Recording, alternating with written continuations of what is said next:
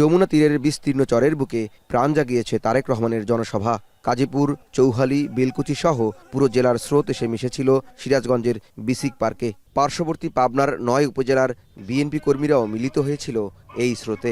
বাংলাদেশ জাতীয়তাবাদী দল জিন্দাবাদ। মাথার উপর তপ্ত রোদ, বালুময় প্রান্তরেও সরব উপস্থিতি ছিল চরপাড়ার শ্রমজীবীদের। প্রান্তিকের খেটে খাওয়া মানুষের সাথে সিরাজগঞ্জ ও পাবনার ১১টি সংসদীয় আসনের বিএনপি মনোনীত প্রার্থীদের উপস্থিতি রঙিন করেছে সভাস্থল।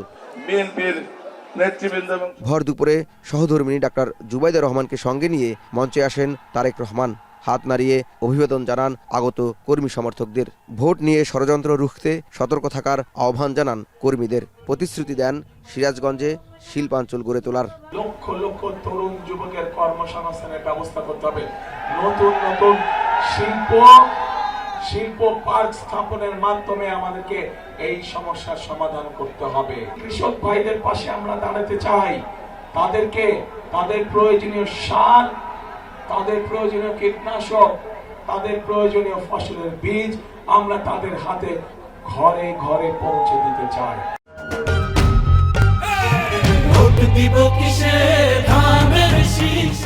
এ সময় সরকার পরিচালনায় বিএনপির অভিজ্ঞতা আছে উল্লেখ করে যারাই বিভ্রান্ত ছড়াতে আসবে তাদের গুপ্ত বলে অভিহিত করেন তারেক রহমান। আপনাদেরকে অনেকে এসে বিভ্রান্ত করার চেষ্টা করবে।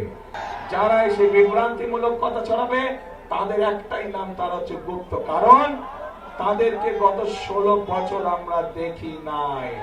তারা এদের সাথে মিশেছিল। যারা 5 তারিখে পালিয়ে গেছে তাদের সাথে তলে তলে মিশেছিল। নির্বাচনের ক্ষণ যতই ঘনিয়ে আসছে ততই দলগুলো নিজেদের অবস্থান জানান দিতে সর্বোচ্চ চেষ্টা করছে। যে সকল নেতাকর্মীরা তারেক রহমানের এই জনসভায় যোগ দিয়েছেন তাদের দাবি ফেব্রুয়ারিতে অনুষ্ঠিতব্য ভোটের মাঠেই নয়, অঞ্চলভিত্তিক রাজনীতিতেও তারেক রহমানের এই উপস্থিতি দীর্ঘমেয়াদী প্রভাব ফেলবে। নির্বাচন সামনে রেখে 3 দিনের উত্তরবঙ্গ সফরের পথে পথেও বিএনপির চেষ্টা ছিল প্রভাব জানান দেয়ার। তারেক রহমানের নির্বাচনী জনসভা ও পথসভার সমাপ্তি ঘটে টাঙ্গাইলে। জেলার দরুন চরজানা বাইপাসে দুপুর থেকেই অপেক্ষায় ছিল নেতাকর্মীরা।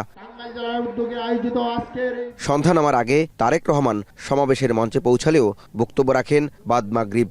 বলেন একটি দল মা বোনদের এনআইডি ও মোবাইল ব্যাংকিং নম্বর সংগ্রহের চেষ্টা করছে। যারা ভোটের আগে এমন কাজ করতে পারে সুযোগ পেলে তারা দেশকেও বিক্রি করে দিবে।